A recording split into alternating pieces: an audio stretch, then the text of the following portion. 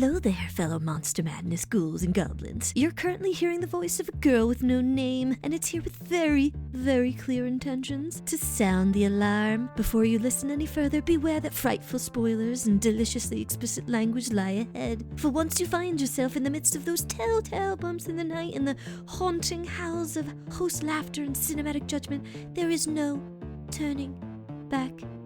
Choose wisely. The film which you are about to see is an account of the tragedy which befell a group of 5 youths. In particular, Sally Hardesty and her invalid brother, Franklin. It is all the more tragic in that they were young. But had they lived very, very long lives, they could not have expected, nor would they have wished to see as much of the mad and macabre as they were to see that day. For them, an idyllic summer afternoon drive became a nightmare. The events of that day were to lead to the discovery of one of the most bizarre crimes in the annals of American history, the Texas Chainsaw Massacre. Hello, everyone, and welcome to Monster Madness, a podcast dedicated to all sorts of creature features and beyond. My name is Erika Gwynn, and I am here to welcome you yet again to the show. Joined with me are 2 gentlemen who would for sure cut themselves in half with a chainsaw by accident if they were flourishing it above their heads. That didn't really make sense, because if you're flourishing it above your head, how would you cut yourself in half? You gotta catch it. True. Either way, they would injure themselves. Probably if I did that. We have Daniel Gwynn. Hey! And Matt Stein. It's a particularly bad case of being cut in half. Maybe you're juggling. There are people that juggle like chainsaws. that commercial. Have neither of you ever watched Walk Hard? A long time ago, one time. Yeah, when he cuts his brother in half and the doctor goes, "This is a particularly bad case of getting cut in half." Well, there's always that. Damn it, you guys. Sorry. That's fine. As always, before we get into the episode, we have some info to give you. You can find Monster Madness on Twitter, Facebook, and Instagram, as well as all other obscure social media platforms like Slasher, Letterboxd, and things of that nature. We do post a lot on there, and we do like to chat, so say hi. You can also reach out to us at monstermadnesspod@gmail.com if you have episode suggestions or if you just want to drop us a line. Do that. There are a few ways you can support our show if you feel so inclined. For the cost of nothing except a few minutes of your time, you can head on over to Apple Podcasts and give the show a rating and review. That helps others find the show, and it is greatly appreciated by us. You can also buy merch on tpublic.com or become a Patreon. So let's get into it. On this episode, we will be discussing the classic and amazing 1974's Texas Chainsaw Massacre. Well, I think we just picked up Dracula. Where you headed, man? South, you work at that place? Oh, no. How did you get stuck way out here? I was at the slaughterhouse. I got an uncle that works at a slaughterhouse. Hey, my brother worked there. My grandfather, too. My family's always been in me. The whole family of Draculas. So, this Rated R gem premiered on October 4th, 1974 in the good old USA. The length of this movie is 1 hour and 23 minutes. That was beautifully said, Daniel. Oh, It was not scripted at all. This movie was directed by Tobe Hooper. It was a screenplay by both Tobe Hooper and Kim Henkel, and it was also a story by Kim Henkel, so that little duo got it going. It stars Marilyn Burns, Alan Dangzinger, Paul Partain, Edwin Neal, William Vale, Terry McMinn, and Gunnar Hansen. We got some taglines for this one, and there's a lot, so buckle up. The idyllic summer's day that became a nightmare of fear and blood. Not horrible. That's not horrible. All right. It really happened. It's terrifying. It's here. True. B-. Before you get there, though, there is one that it trumps all of them. Wait, you cheated? Not our president. You cheated? No, because it's on a poster that I used to have in my bedroom for years. He studied. Well, you'll have to tell me when I get there. For them, an idyllic summer afternoon became their worst nightmare. Started in the morning. Well, the morning was fine. It was... Yeah, the morning was rather pleasant. It was a nice little drive, but we'll get there. America's most bizarre crime, brutal beyond description, grisly beyond comprehension. All massacre facts based on a true story. Totally committed to scaring you witless. Who will survive and what will be left of them? Can you That one. That one? Who will survive and what will be left of them? That's a good one. I like that one. Well, it was a poster. Oh, I'm sure you've seen it. Probably, but like I don't really like retain like what the tagline says. Oh, well, see, I had in my bedroom before I moved in with Alyssa, I had Nightmare on Elm Street 5, Friday the 13th 3, and then this one. And it's white poster and it just says who will survive and what will be left of them. That's pretty cool. I might actually still have it. I would hope so. Sounds pretty cool. Can you survive? It happened. For 5 young friends, a typical summer afternoon drive became a terrifying nightmare. That's basically a repeat. What happened is true. Now the motion picture, that's just as real. Once you stop screaming, then you'll start talking about it. Before Halloween, before Friday the 13th, before Scream, there was this movie. So that one actually, that obviously had to come out like way in the future. Yeah. Yeah, that must have been like, oh, this is the 30-year re-release. Probably. Yeah. All right, so now I gotta open up my Wikipedia. Wikipedia. Remember when you used to care about the budget and I'd be involved? Oh my God, yeah. Matt, can you tell me about the budget? Wow.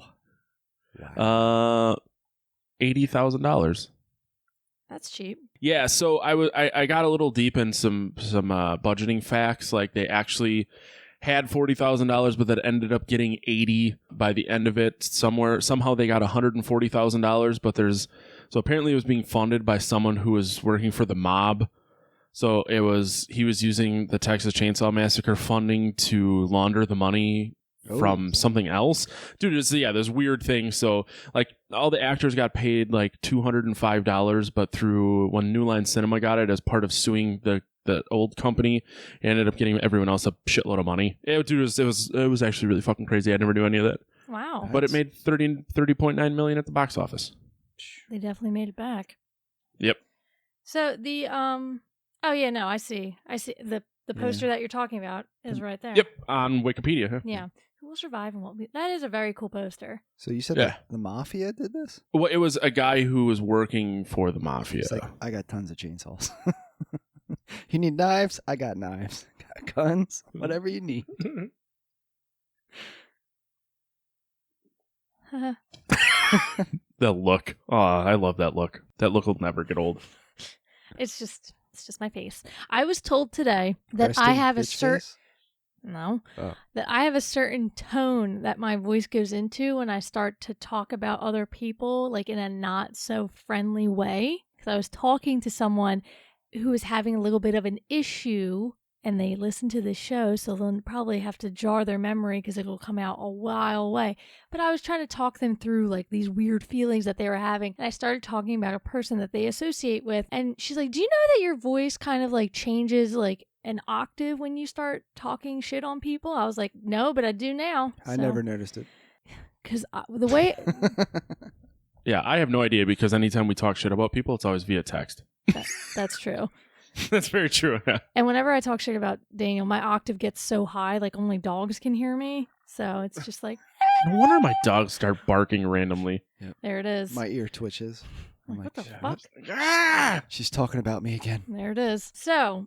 the plot of this movie. Wiki is actually super, super short. So I'll definitely stop and we can talk about certain scenes because I actually have a lot to say about this film because it doesn't necessarily scare me anymore, but it for sure makes me uncomfortable in a lot of weird ways. So we'll get into it. So Sally and her paraplegic brother Franklin and their friends Jerry, Kirk, and Pam visit the grave of of Sally and Franklin's grandfather. I can't pronounce their last name. I think it's Hardesty. Yep, Hardesties. Yeah, I feel like I'm going to trip over that. So Sally Hardesty is the only time I'm ever going to say Sally's grandparents. Franklin Hardesty. Just copy and paste it.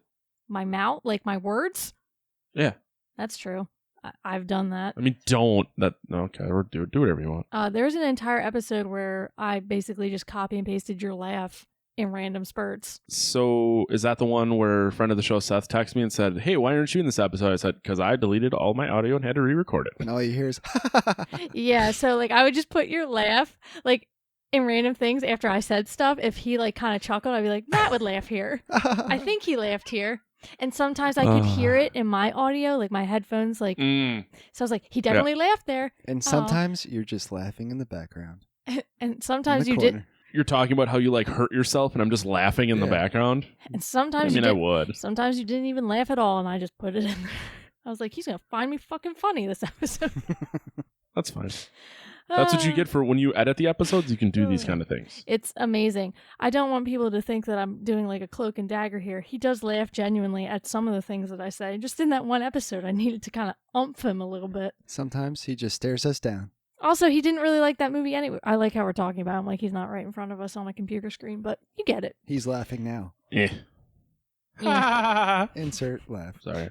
You have a laugh though that's like you can't you know when you're fake laughing. Yeah, because it sounds like ha-ha, Yeah, ha-ha. you're like Yeah. So Alyssa says that I have a sympathy laugh.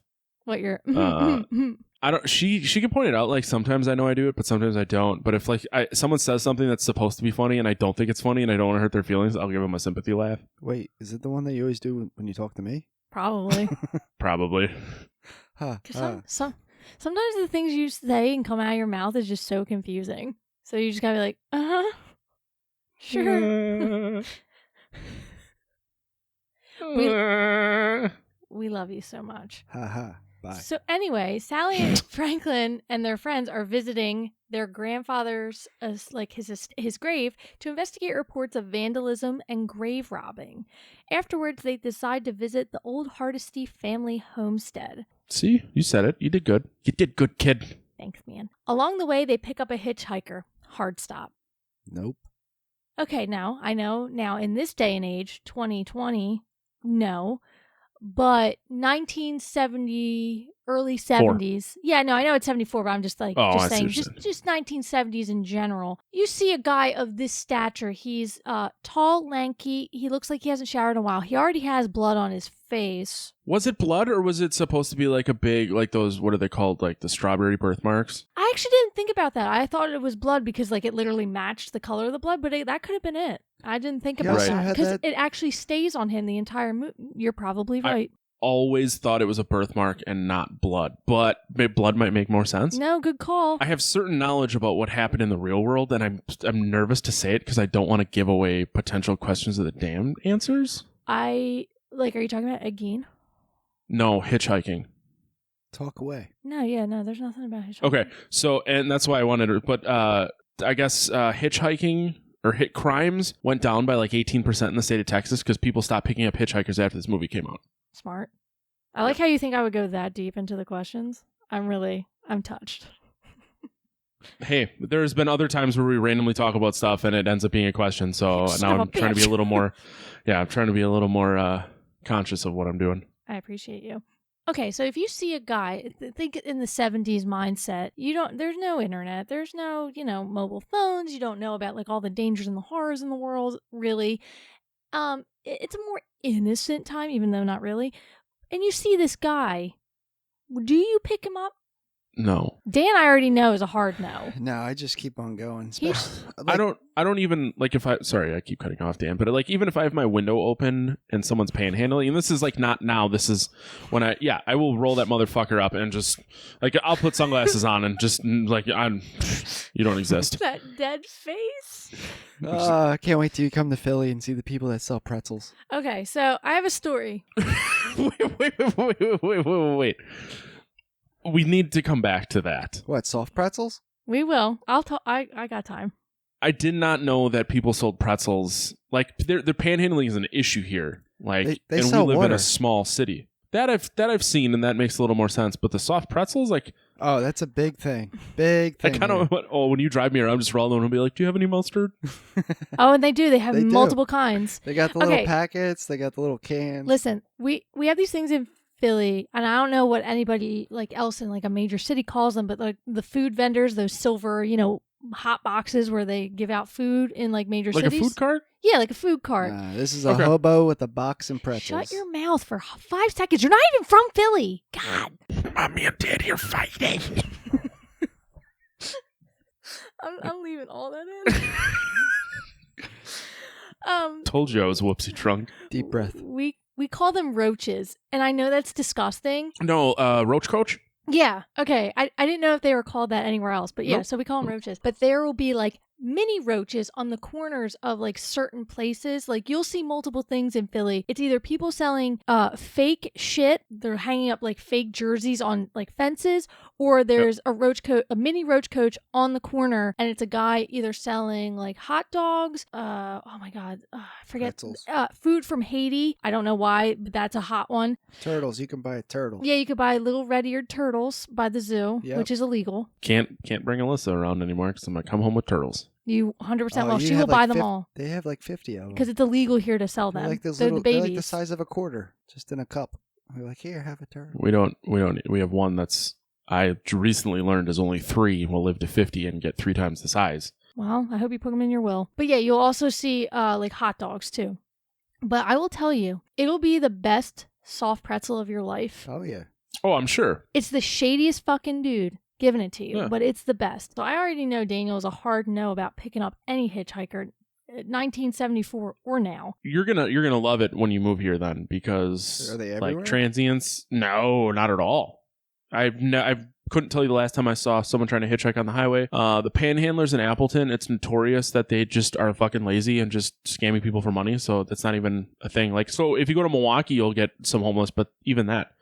Yeah, that's not that bad. There's an infamous, we have like this famous spot, like we just call it the Boulevard. It's Roosevelt Boulevard. There is a woman who claims to be homeless, and she's completely not. She has a nice like house. Videos. There's videos of people following her. She gets into like an Escalade. She has the brand new iPhone. It's just like she's rocking a new pair of Jordans. Like every time. Yeah, like she's fine, but she just panhandle. I don't get it, but you know. Well, because it's, to some people, it's easier to beg for money than to just fucking do your job. But I mean, this is a whole different conversation we don't need to have. But if I didn't have an education, I could probably make more money just begging for money than working at like a restaurant. You know what I mean? MakeMattAmillionaire.com. No, that's fucking fuck. Like, fuck that guy. You know what I'm talking about. Exactly. Fuck that guy. Okay, so along the way, they pick up a hitchhiker who talks about his family who worked at the old slaughterhouse. He's still pissed. Me? No, just no. I don't want to fight anyone, but I would fight that guy. He would. He borrows Franklin's pocket knife and cuts himself, then takes a single Polaroid picture of Franklin, for which he demands money. He asks them for like $2, and Franklin's like, fuck no, dude, I don't want that picture. Kind of blurry. I'm surprised he cut himself with that Cub Scout knife. When they refuse to pay, he burns the photo and slashes Franklin's left arm with a straight razor. Why did nobody grab him? And be like, get out. I mean, I get that he had a straight razor, but 50% of that is super dull. So, real quick, $2 in 1974 is equal to $10.46 right now. Still not a lot of money to just be like, fucking whatever, man. Yeah, just don't hurt me. No.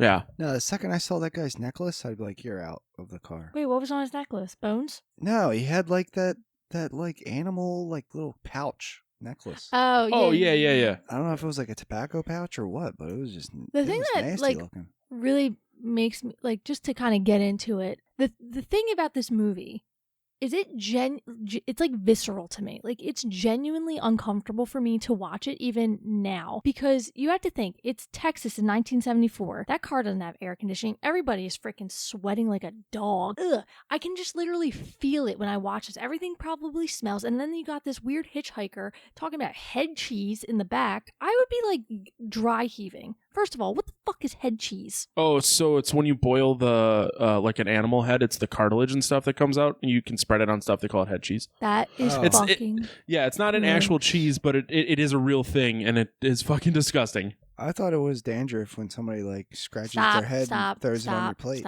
Stop. Oh no, 'cause that's like a joke. Oh yeah, that's pretty bad. Yeah. That's great. My head gets really dry in winter, so I get dandruff. I don't want Erika to hate me in winter. Like head cheese. No, I wouldn't hate Oh yeah, you. I would never do that to you. I'm very self-conscious about my dry scalp. Well, your Head and locks shoulders. look so luscious all the times. A little too drunk to be doing that. Yeah. I'm dizzy, Mom. Yeah.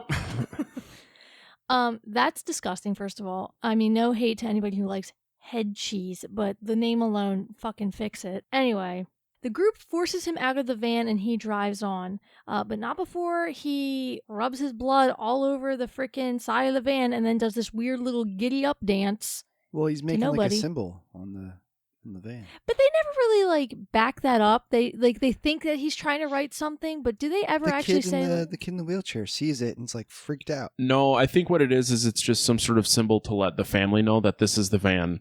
Oh, okay. Ooh. I think that's what it was. Oh yeah, which that makes sense. I have a picture of that van. Of course you do. Well, I saw it. It was at the Oh, yeah, that's right. the barbecue place. Yeah. Is this you showing it to us? I'd have to find it. Let's all go to the lobby. Let's all go to the lobby. Let's all go to the lobby to get ourselves a treat. They stop at a gas station to refill their vehicle, but the proprietor tells them that the pumps are empty and they would have to basically wait. Wouldn't you just wait? I believe that they they sort of do. Yeah. They basically say that they're going to come back, but they want to go and check out the homestead that they wanted to visit anyway, and then they'd eventually make their way back because I guess they had enough gas. But the creepy little proprietor was like warning them like not to trespass on people's property because some people might not like that, i.e. him. So they continue towards the homestead, intending to return to the gas station once it has received a fuel delivery later that day. When they arrive, Franklin tells Kirk and Pam about a swimming hole, and the couple go to find it. Now, Franklin is the most annoying character in the world. Oh, what a fucking ooh. Which one's that? Franklin's the paraplegic brother. Okay, yeah. All right. When he's in the house and he like hears everybody having a good time and he's just literally whining and then he just like spits at the ceiling. I'm just like, Yeah. Spoiler alert, Franklin gets it real good. I was not upset. I was like, oh, finally. I think he's just bummed because everybody kind of ditched him. Daniel, here's the thing. He's been that way like his whole life, like, and he chose to be a miserable prick. Life is all about what you make it. Yep. Yeah. Well, he finds out real quick. Yeah, with a chainsaw on his face. Well, after he sees all those necklaces and stuff hanging from the ceiling. Like, he bangs his elbow and he's just like, oh, Sally. I'm like, shut up, Franklin.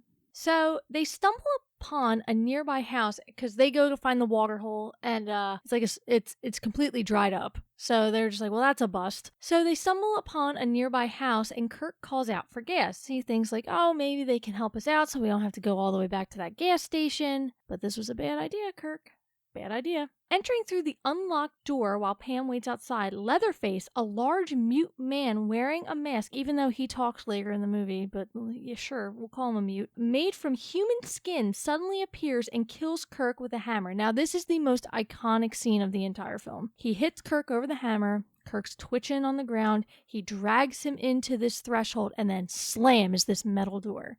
That scene is still super creepy to me. I agree. And I was when I was watching. Sorry, this is what I was most excited about, and I know I mentioned this in previous episodes, but even this to this day, like just that scene and the sound that follows is it's super iconic, and it brings me back to like when I first saw this in high school in my parents' basement. Yeah, I love that scene, and I love the twang of the piano string that they do, or I believe that's what it is. I forget how they manufacture that like sound. I don't know exactly what it is, but I know it's the exact sound you're talking about. It's definitely that like a tuning fork hitting something, but I forget exactly what they hit. But that is so creepy. And even in the 2005 remake, which sorry guys, I don't hate, they reincorporate like that noise, and even that like door slam is still super creepy. Like I like we'll talk about it when we get to the end of this movie because I don't know when we'll ever cover the 2005 remake. I eventually we will, but I love both of them almost equally. I mean, obviously I'll have more reverence for this one, but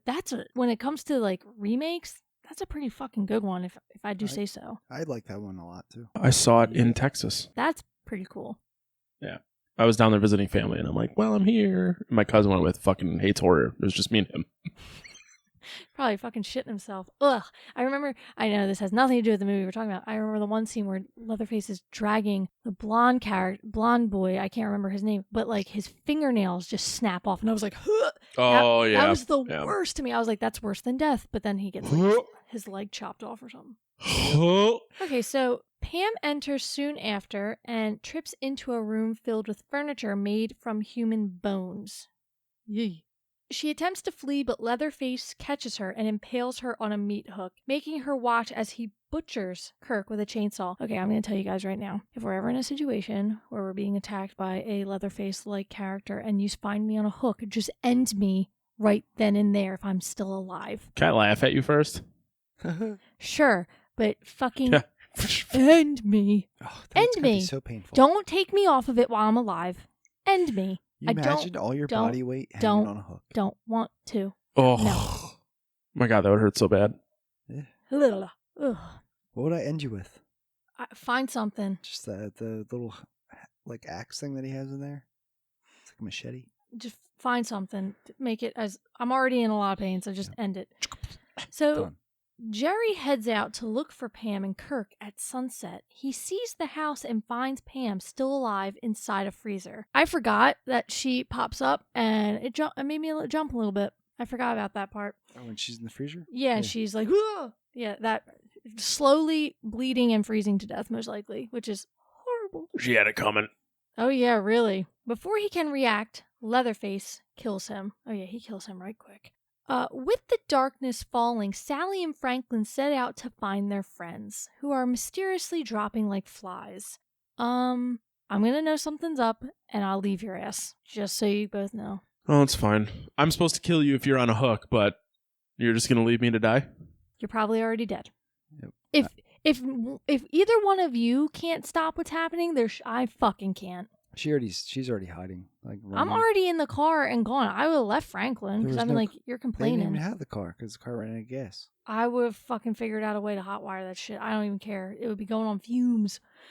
So as they near the neighboring house and call out, Leatherface lunges from the darkness and kills Franklin with a chainsaw. Booyah. Sally runs towards the house and finds the desiccated remains of an elderly couple upstairs. She escapes from Leatherface by jumping through a second-floor window and flees to the gas station. The proprietor calms her with an offer of help, but then ties her up, gags her, and forces her into the truck. I would have snapped my own neck at this point. Yep.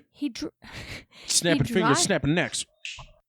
Seriously, I've always contemplated getting a cyanide cap tooth for situations such as this. Yeah, but okay, what happens if you're eating a really tough steak and that tooth pops off? I would chew on the other side, idiot. Honey, what's wrong? Yeah, right. I accidentally ate the tooth. I don't know why you got electrocuted, but that's. I'm just standing there like the cops aren't going to understand. Yeah. Fucked. And then you just jerk off and run. Sounds about right. I've watched enough CSI to know that there's always semen at a crime scene. True. I dig up the koi pond. and Secretor, put her non-secretor. underneath So the proprietor then drives to the house, arriving at the same time as the hitchhiker, now revealing as Leatherface's brother. The hitchhiker recognizes Sally and taunts her. Yeah, he says something along the lines of, "Oh, I thought you were in a rush," because they said they wouldn't drop him off at his house, which is right up the road. And they're like, "Oh yeah, man, we're in a rush. We're in a rush." He's like, "Oh, I thought you were in a rush." He's like, Leatherface is super creepy, obviously. He's like the main murderer, I mean, he's the only one, really. Oh, his tongue going in that mask? Ugh. Oh, that was creepy. And his like messed up teeth. Yeah. But Yeah. the hitchhiker actually terrifies me more. And the old man. And we'll get to that in a minute. Oh, old man's super creepy. Oh, I can't with that. And I'm His going to tell you why. white-ass Ooh. The men torment the bound and gagged Sally while Leatherface, now dressed as a woman, serves dinner. Do you think he's serving up people? Probably. I think it's implied. Yeah. Yeah, because they're cutting them up, putting them in freezers, and hanging them. Yeah. Meat packers. That's like the whole family tradition, because the hitchhiker in the van earlier talked about how his grandfather and his brother all worked at the slaughterhouse, and the best way to kill a cow is to bash him on the head with a mallet, not the humane way that they do now with like a pipe thing. I don't know. It's all yeah, thank you. Either way, Leatherface and the hitchhiker bring down one of the desiccated bodies from upstairs, and it is that of their grandpa. He is revealed to be alive, fucking barely, when he sucks blood from a cut on Sally's finger. This is fucking terrifying. Yeah, the fucking Yes. slurping, the suckling, I cannot. First of all, I hate the word suckling, so the fact that I'm using it twice. Noted. Ugh. Just the skin on that dude's face. You're just like, Ugh. with this little Skin. flakiness, and that's a keeper. Oh, God, stop it. It's so disgusting. They decide that Grandpa, the best killer in the old slaughterhouse, should kill Sally. He tries to hit her with a hammer, but he is too weak. In the ensuing struggle, she breaks free, leaps through a window, that a girl, and flees to the road. Leather and the hitchhiker give chase, but the latter is run over and killed by a passing truck. Now, when she's running, the hitchhiker is literally right behind her, and he's slashing at her with his straight razor. So like he's just taunting her at this point. He could have easily grabbed her and brought her back to the house, but he wants to fuck her up too. So I was just gonna say, you would have thought that they would have upgraded that old man's wheelchair when they killed the other paraplegic. Like, I don't think they thought that far Here's ahead. a nice, beautiful wheelchair for you. Look it. I don't think they thought that far ahead because titanium. he's barely breathing. Yeah, I guess. I just thought that was like... He's suckling on the blood of a human because they think that's going to sustain him somehow. Well, they probably think like, like they're taking like the youth or something out of the people that they who knows what the fuck they're knows thinking? what they're It ain't thinking. right. So No. basically, the hitchhiker is slashing the shit out of Sally's back, and he gets fucking smacked by a Mack truck, and it's amazing. So here's the part that's weird to me is because he gets schmucked with the truck pulls over, they climb into the truck and then out of the truck and then run away. Why not just fucking drive away? I think there was just like, I mean, in these scenarios, I think there's so much panic. We can easily say, like, as we're shoving like snacks in our mouth, like, you dumb bitch, go the other way. I agree, but this is also a scripted movie. I'm aware. But if... Sorry, but all I'm saying is, like, it's not like there's a shitload of movie that follows that gives any sort of reason as to why you wouldn't just fucking drive away in the truck, because all that happens is another truck pulls up, whips a shitty, she hops in the back and they drive away, and the truck driver from the first truck that schmucked the hitchhiker just runs away. Yeah, he does, very slowly. Yeah, there's like, what, 90 seconds of movie that follow after this, so it's like, why not have just let the chick get in the truck and they drive away? Probably because they wanted that final scene. Which is fine. And I'm not saying like this final scene fucked everything up or it completely ruined it. It's just a matter of, it's like, why did you make that decision? Regardless. They had to do some chainsaw dancing. What they should have done to kind of just further, exemplify your point, because I do agree to a degree. Yeah. Which, make note, because this is rare. What they should have done is, like, he should have hit the guy, obviously freaked out, being like, I just fucking smacked someone. Obviously, their dumbass fault. Should have gotten out, and, like, Leatherface should have, like, fucking killed him. Sally should have panicked, tried to get in the cab. Leatherface gets into the cab, and then that whole other, pickup truck scene ensues with the Chevy. That would have made more sense instead of like everybody just being like, fucking, we're just gonna run in circles for a few seconds until this truck gets to us. But no, I do agree with you. So just to finish out what the wiki says, because I'm a completionist, Leatherface and the hitchhiker give chase, but the latter is run over and killed by a passing truck. Leatherface attacks the truck with his chainsaw, and when the driver stops to help, he knocks Leatherface down with a pipe wrench. I do remember this because he's just like, if you can dodge a wrench, you can dodge a ball, and fucking nails him. Causing the chainsaw to cut his leg. That was gross. And I would have been like, I'm not fucking chasing this bitch anymore. The driver flees and Sally escapes in the back of a passing pickup truck as Leatherface manically flails his chainsaw in the air in anger and defeat. And then boom, it's credits. Like they just see him flinging it. Why I love the ending of this film, because even though she is literally just had the worst experience of her entire life. She's doused in blood. She's screaming hysterically and laughing because she's like, I fucking lived, even though, there are some things worse than death. It's actually like a really beautiful shot. I guess it would be sunrise at that point that she escaped. So like you have, dawn coming and you have this girl who's a very pretty girl to begin with. And then it's oddly beautiful, but also really sick at the same time. They're just driving off into the horizon. Fuck you. I had something nice to say, something mildly educated, and you're just like, the beauty of the sunset. Okay, so now that we have gotten through the plot of the movie, you all know what is next. Questions of the damn. Okay, Daniel. What's up? What was the notoriously most difficult scene to film? The hitchhiker scene? The dinner scene, the final chase. The final chase. It's the dinner scene. So, John... It lasted for about 27 hours, and everyone started realistically hallucinating, and there was a part in which Gunnar Hansen thought he was actually going to kill the girl when the brother said, hey, you should kill her. It was 100 fucking degrees. I shit you not. I know a lot about this movie. He does. So you might get schooled. Yes. John also the reason that scene was so long is because John Dugan, who was the grandpa in the makeup, refused to do the makeup again. So it took 36 hours straight to film. It was 100 degrees. The food was rotting because it was real food on the table, and everyone had fucked up. So I wonder if the makeup looked better in the beginning. I don't know. Nope. Oh, that's another thing about this film. I know I'm going back a couple notches, but the fucking opening scene is disgusting because you have like that melting corpse on a fucking. I can't with that. I when I watched this earlier, I fucking skipped that scene because I was like, I don't need to see no melting body. Matthew. Yeah. Which actor repeatedly got injured on set?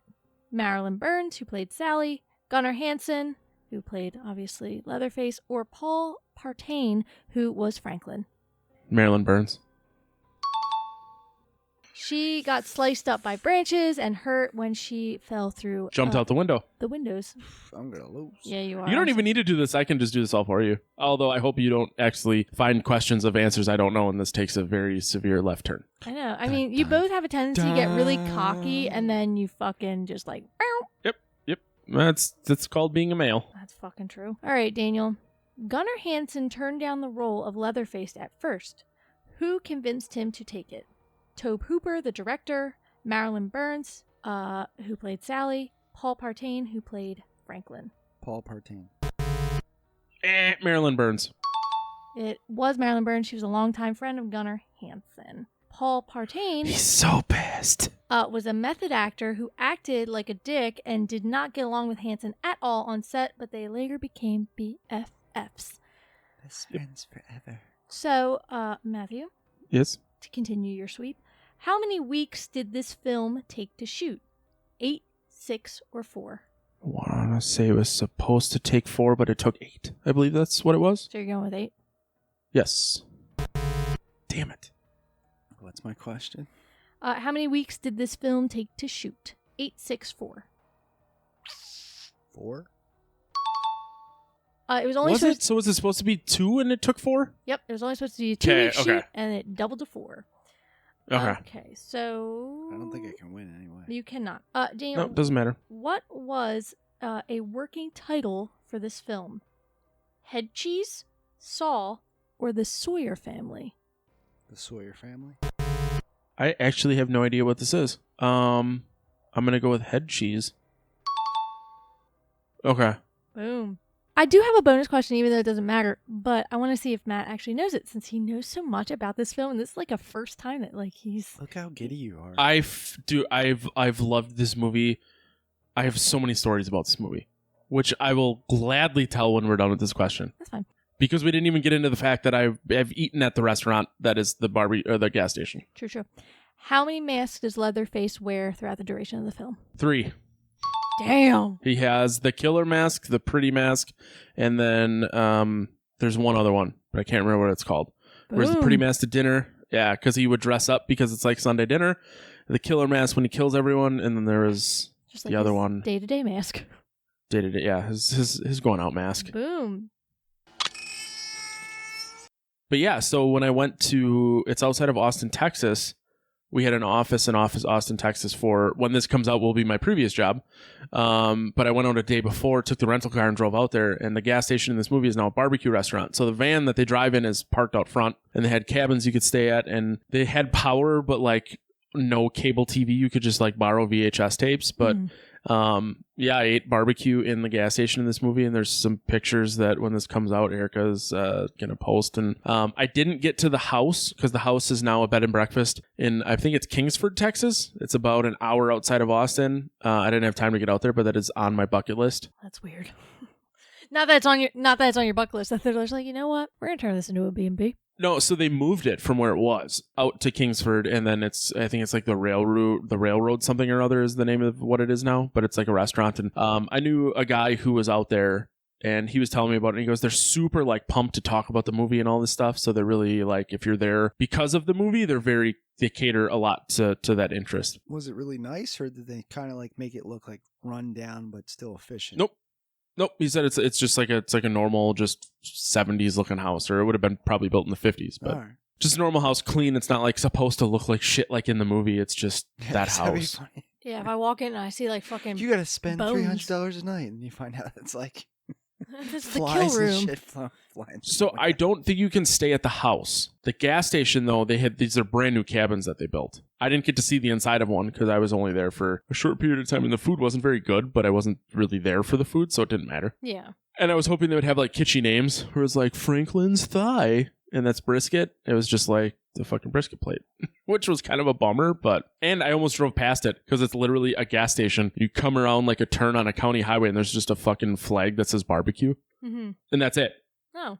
No. I mean, it's a tiny place, and you can almost blow by it, but It's really cool. I was though. super pumped to be able to do it. I do want to get back down there to go to that house, though. That is certainly something I need to make happen. Yeah, no, that sounds awesome. And this is actually the second film that we've discussed so far in the season that has to do with Ed Gein, that creepy mofo. So I feel like this movie is more like, because Psycho was the other one, obviously. That had more like the mother-son relationship, his obsession with his mother. This was more like, oh yeah, I'm going to make a bowl out of a fucking human skull.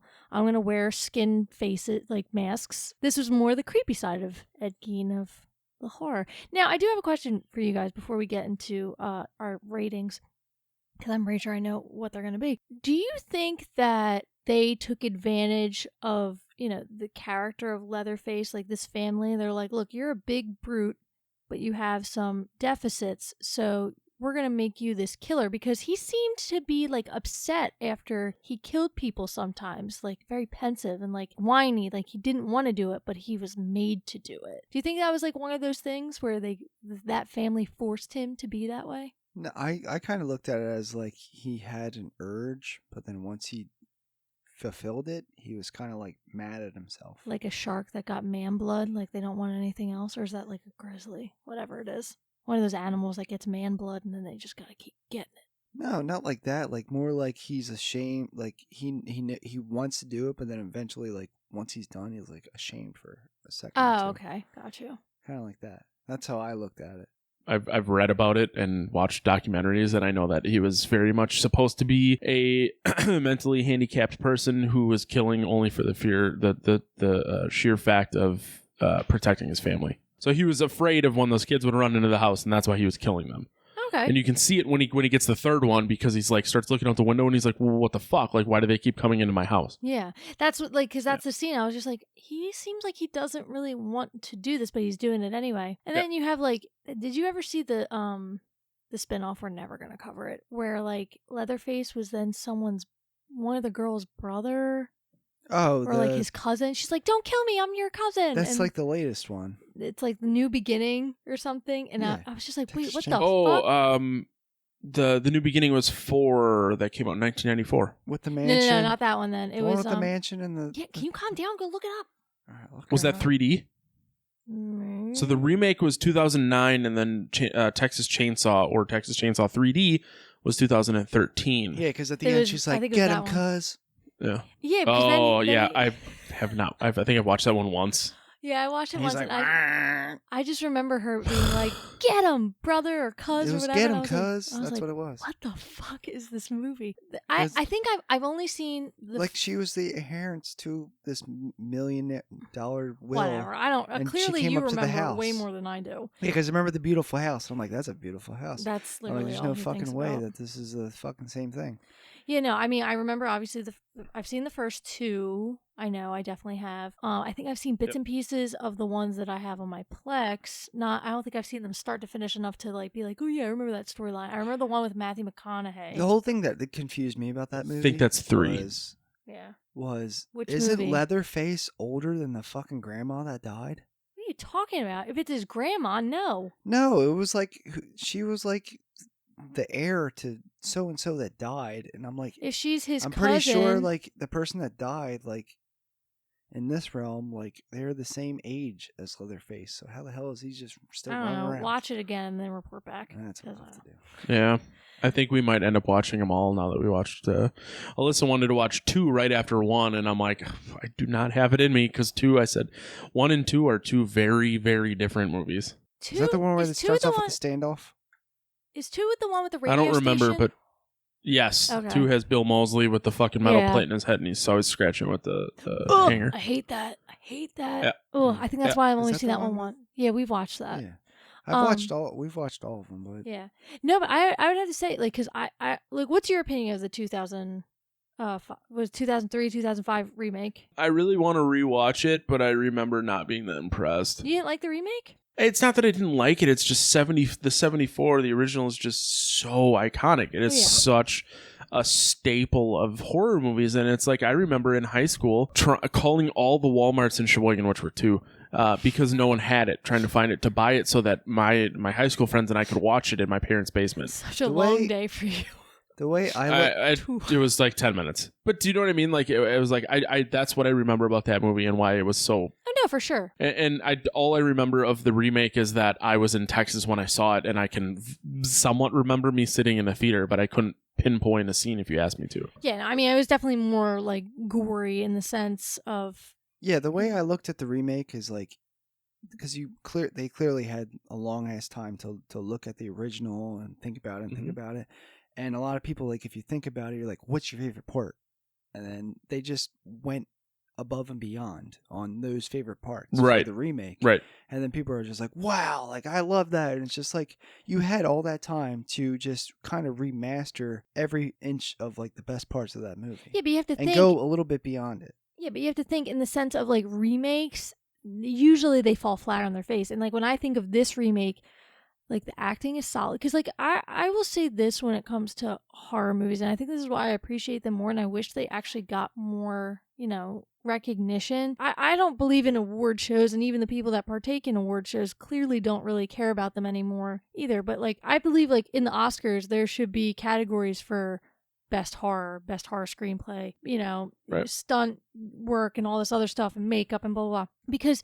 to act scared and to genuinely think that the person on the screen is terrified, that's difficult. Like, that's an extension of a drama to me. It's even more intense, obviously. So it's just like, I think because a lot of these movies can be super kitschy and super crazy. But you look at something like Texas Chainsaw Massacre, that is literally just a movie just to make you unsettled, and it has no other genre but horror. It doesn't get Academy recognition because it's not like pumpy drama and like Meryl Streep isn't starring in it. Like, that's not fair to, like, I think those actors that partake in it, because, like, which, that's awful. Right. I think it's got to be hard. And there's minimal blood in this movie. Like, I remember when I was doing extensive research, is it Tobe Hooper or is it Toby Hooper? I know you said Tobe, but I wanted to ask before. It probably is Toby, and I just said Tobe. So I'm going to get... Either way, fucking come at me. Senior Hooper wanted to make it a PG movie, but he kept getting like X, and finally he got an R rating, and that's when he released it. And when you do watch it, like, it's all implied gore. Like, there isn't a whole lot of blood. There's blood, yes, but it is an incredible amount. And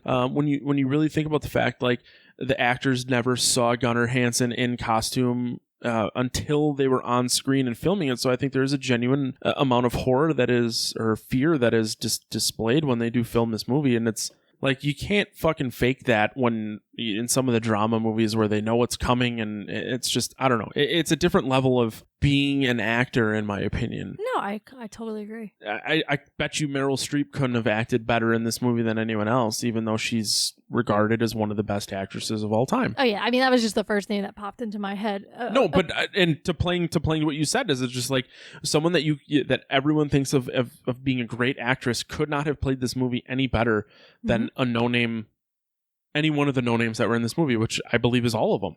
100% agree. 100%. Yeah, no, I can think on my hand the times you see blood. You see it with the hitchhiker. You see it a little bit at the dinner, I guess, like when I think she has just blood on her. Maybe with her finger. Obviously when she's blood soaked at the end, and like when Leatherface cuts his leg. That's on the gore side, that's it. But what's unsettling about this movie is because, like, you see, like, the sweat pouring off their face. You see the close-up of, Sally's eyeballs at the dinner table.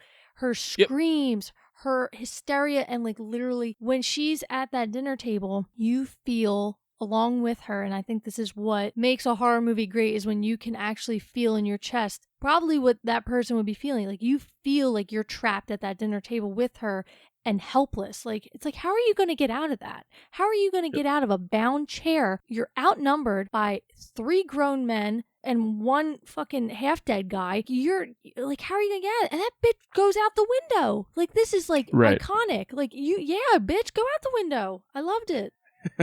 Did you know that the majority of the sounds in the movie were meant to portray what an animal would hear in a slaughterhouse? I do now. Yeah, that's why you don't hear a lot of music. Even in the end credits, it's just like weird sound, like animal sounds and like doors slamming and stuff. Like, there are very few movies that I get this excited about or care this much about, and this is obviously one of them. If you've been listening to the show since day one, like... He's hated every minute until this moment. This movie sucks. Once... Thank you, Daniel, for taking my portion of the hatred of movies on this one. But yeah, it's just... And I think we're getting to a point in the slasher season where a lot of these movies will have a lot to do with my past, and they will excite me a lot more. At my age, when I see new horror movies that are older, they don't tickle me the same way. Okay, so to end the show, we are doing our typical yay, nay, or slay. Matt, why don't you go first, since you have a lot to say about this movie? In terms of our good friend Lil Jon, yeah. For me, yeah, this is 100% a yay. This is a great movie. Even if you're not a fan of horror, I think it's just an iconic film that needs to be in your Rolodex of films you need to see before you die, because it really did kick off a lot of what you see now today in horror. Like, I don't think you get movies like Saw. I don't think you get movies like Halloween or Scream or any of the Friday the 13th, Nightmare on Elm Street. I don't think you get like that unsettling horror without this one. We'll talk more about it probably off mic because this episode is already super long, but I'm going to actually look into more of like how they created the story beyond Ed Gein, because it really, the more I watched it and the more I was like thinking about it, and even as we were discussing this, like, this truly is, as much as this movie makes me uncomfortable, it's not like something I'm gonna be like, I'm watching this every Friday. It's great. It is truly a great film and still holds up in modern times, and that you can't say for a lot of movies. See the movie we watched last time. I have one last nugget of knowledge, but I want to wait for Dan to give his yay, nay, or slay before I give it. Okay. Oh, this is like a balls to the wall, yay! Like, this is on this is on our Halloween playlist. Oh yeah, this is the first week of October. Yeah, we watch this movie almost every year. So if it was on TV, I probably just would sit down and watch it and look for my favorite parts, which is, like you said, the iconic scene where he slams the door. Mm-hmm. Probably the beginning where he's playing with the knife and freaking them out, and then just the other part where she's hanging on the hook. Like that little scene of like running around with Leatherface, like that's one of my favorite parts of this movie. True that, yeah. So you have 3 yays. I think that's the first time this whole season you have 3 yays, and you have a very enthusiastic Matthew, which is amazing. Yes. So thank you so much for listening to this episode. We hope you enjoyed it as much as we did. Please watch the movie. Tell us what you think about it. Thank you. Before we go, my last nugget of knowledge. So Tobe Hooper got the idea for the Texas Chainsaw Massacre while he was standing in line around the Christmas season at a store, and he wanted to figure out how to get out, and he saw a bunch of chainsaws. Thank you, Tobe Hooper. Thank you, Mr. Hooper. Later day. Sally, I hear something. Stop.